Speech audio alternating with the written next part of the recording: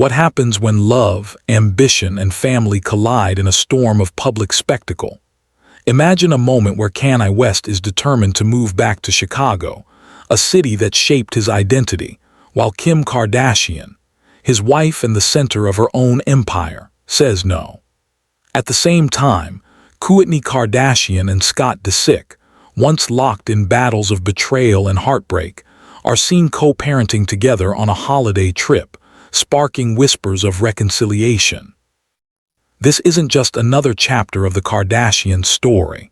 It's a crossroads where choices about children, careers, and loyalty reverberate far beyond the walls of their luxury homes.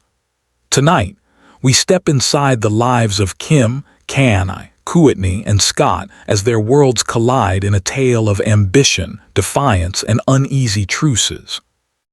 The day Kanye announced he wanted to move back to Chicago, the air seemed heavy with tension.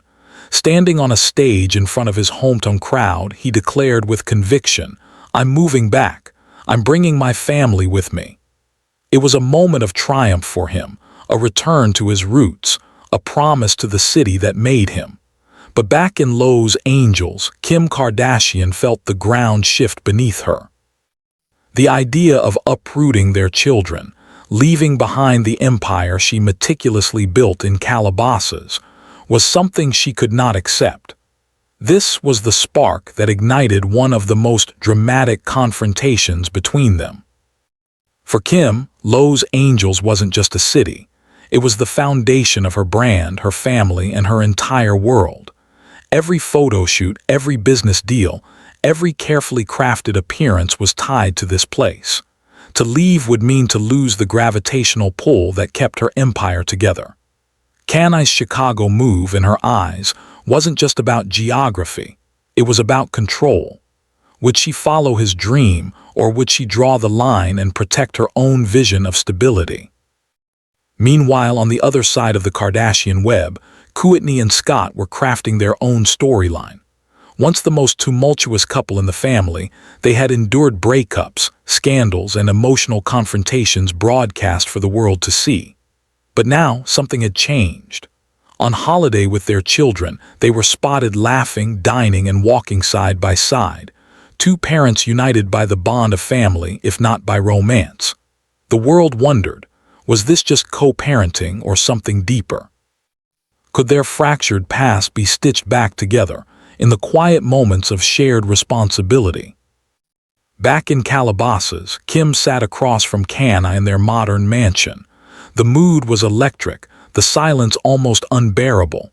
Kanye, always fueled by vision and instinct, believed Chicago offered freedom, authenticity, and a reset. "This is where I need to be," he insisted. Kim's eyes, steady but cold, told another story. "This is where our family needs to stay." Her refusal wasn't loud, but it was unshakable. In that instant, Kim stopped Kanye's Chicago move, not with force, but with the unrelenting power of her conviction.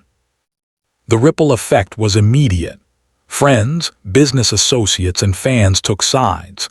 Some praised Kim for protecting her children's stability and refusing to sacrifice her empire. Others criticized her for holding Kanye back from reconnecting with his roots. Every whisper, every headline carried the weight of this decision. And behind closed doors, the couple found themselves at a standstill, two forces of nature unwilling to bend. At the same time, Kourtney and Scott's holiday trip became a quiet counterpoint to Kim and Kanye's storm. Their journey wasn't about cities or empires, it was about children. Sitting on a sandy beach, watching their kids build castles, they shared moments of peace that felt foreign after years of chaos. Scott, once reckless and unpredictable, appeared softer, calmer, as if the responsibility of fatherhood had finally anchored him. Kourtney, often guarded and distant, allowed herself small laughs, a reminder of the bond they once shared. For their children, it was a gift. Parents who, despite their past, chose to stand side by side. Yet beneath the calm, there was an unspoken truth. Kourtney had built her independence, a life where she no longer relied on Scott's presence. Scott, for all his efforts, remained marked by his past mistakes. Co-parenting brought them together, but the wounds of betrayal still lingered, like shadows that refused to fade.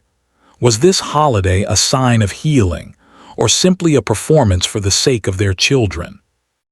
As the documentary lens zooms out, the contrast between the two storylines becomes clear. On one side, Kim and Kanye, two titans locked in a battle of identity and direction.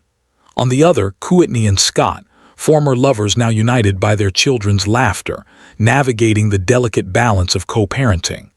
Both stories reflect the same truth. Family is never simple. It is love and loss, conflict and compromise, all unfolding under the harsh glare of public scrutiny. The holiday ended with Kourtney and Scott returning home, their children smiling, their future still uncertain. For Kim and Kanye, the confrontation lingered long after the cameras stopped rolling. He longed for Chicago. She clung to Los Angeles. And in the silence between them lay the question that no one could answer: whose dream would define their family's future? In the end, what remains is a portrait of the Kardashians at their most human. Kim stopping Kanye's Chicago move wasn't just a decision about where to live. It was a statement about power, partnership, and survival. Kourtney and Scott co-parenting on holiday wasn't just about their kids. It was about proving that even fractured families can find moments of unity. Together, these stories remind us that beneath the glamour, the headlines, and the empire, lies the universal struggle of every family. The fight to hold on, the choice to let go, and the hope that love, in all its complicated forms, will somehow endure.